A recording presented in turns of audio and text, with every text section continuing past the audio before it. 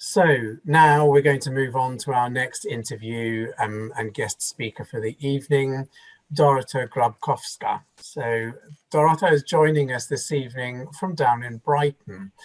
Dorota is a multidisciplinary designer, artist and entrepreneur. Born and raised in Poland, she moved to the UK in 2006 to study design and applied arts. Dorota has worked on a broad spectrum of projects throughout her career, from graphic and product design to spatial and participatory art. In 2016, she received the Women in Innovation Award from Innovate UK and was recognised as one of the most promising female entrepreneurs by Innovate UK in July 2017. Dorota is the creator of the Myr Tree, a colourful sculpture created for the Love Your Forest recycling campaign launched in the Forest of Dean last month by an environmental charity Hubbub and the company Suntory Beverage and Food. As I said, Dorota joins us this evening from her latest project she's working on in Brighton. Dorota, it would be great to hear a little more from you about this particular project. So take it away and welcome. Hi, nice to see you all. Thank you for having me here today.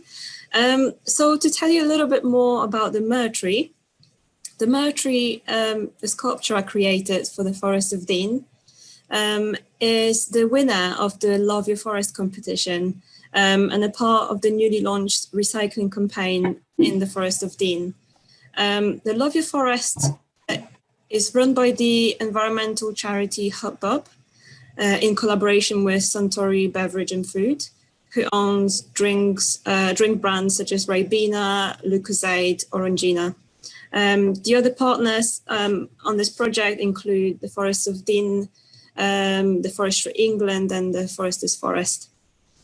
So to tell you a bit more about the sculpture, the purpose of it was to visualize the passage of time by imitating the tree growth rings. So as you can see on the slideshow right now, each ring on this tree stump represents how many years the different materials take to biodegrade. For example, one plastic bottle takes around 450 years to decompose in nature. An oak tree would grow up to 2 meters in diameter in that time. So the term Myr stands for 1 million years, which is how long it takes for glass to biodegrade if left in nature. You can see the Myr Tree, it's now on display at the Beach and Hurst Visitor Centre at the Forest of Dean, and it will be there until November this year, and then it will be touring around the Forest of Dean. So if you're in the area, pop over and have a look. Great, thanks very much, Dorota. That's great, and really useful to see the images there that really paint a picture for us. So I've got a few questions for you. The first I would really like to know is, where did you actually get the idea from in the first place? That's always a difficult question to answer, where do you get ideas from? But it's a process. So firstly, I wanted to understand why do people leave their rubbish behind and not throw it away? And then I came to a conclusion that they either think that someone will pick it up, or they actually don't realize how long litter takes to decompose in nature. And to be fair, I didn't know how long different items take to break down. So I was surprised to find out that, for example, a crisp packet, they take longer to break down than metal tins. And it's because they made both plastic and metal, because they've got a metal lining inside. So things like that were really surprising for me to find out. So after I really educated myself on litter, I wanted to come up with a thought-provoking way to show the passage of time. And obviously it's not an easy task to visualize time, but knowing that the sculpture will be displayed at the Forest of Dean, I wanted to incorporate the forest theme in some way.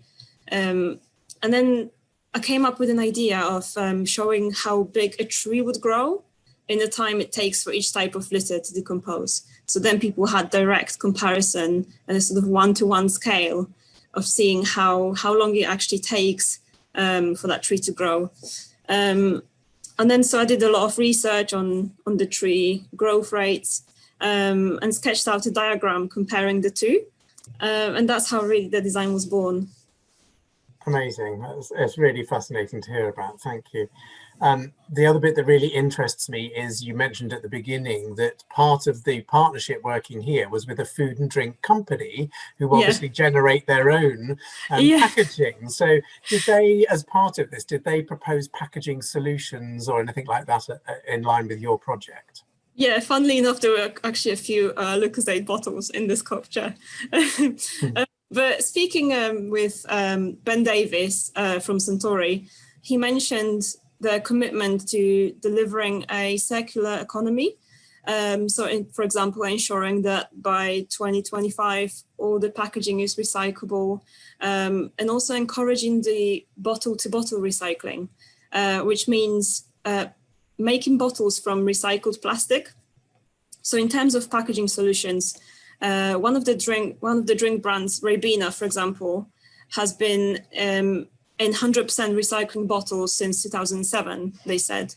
So they're already doing quite a lot. And also, that's why the Love Your Forest project is focused on collecting bottles and cans, so they can actually use the plastic to create the new bottles. Great, thank you. And did you have a target audience in mind? Because we're all sitting here and very aware that we didn't have anybody in the 0 to 15 category voting earlier. So we're a different category. Did you have a particular target audience in mind? I didn't really have a specific audience when I came up with the proposal, but I did know it would be placed in Beechenhurst, which is a very busy visitor centre, and it's a very popular spot for families. So to give you an idea of how big the problem is in the Forest of Dean, each year 250 tons of rubbish is removed from the Forest of Dean.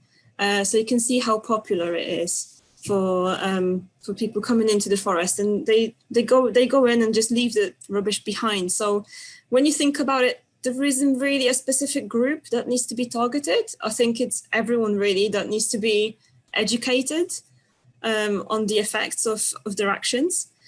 But having said that, I did really want children to be able to engage with the art piece, because I think it's extremely important to educate children on our responsibility towards the planet and how important it is to keep our forests clean.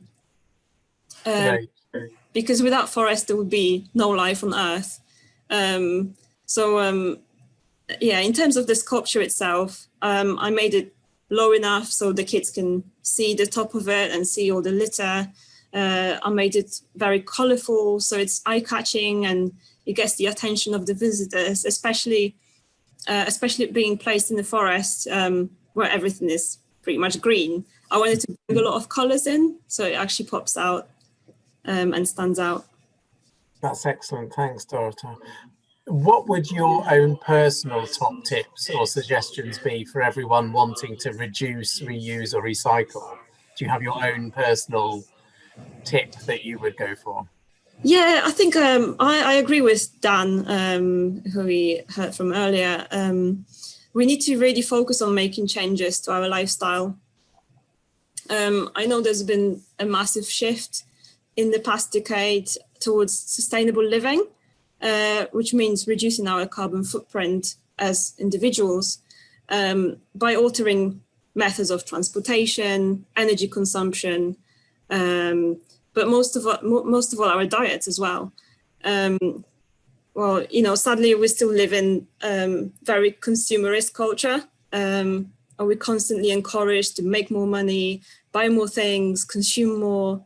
And obviously this leads to more waste produced per person. So what we can do to tackle this as individuals is really just buying less, and then asking ourselves, do we really need this item in our lives? or are we just buying it to impress others? And if you really, really need it, maybe it can be bought secondhand, so then it's not thrown away.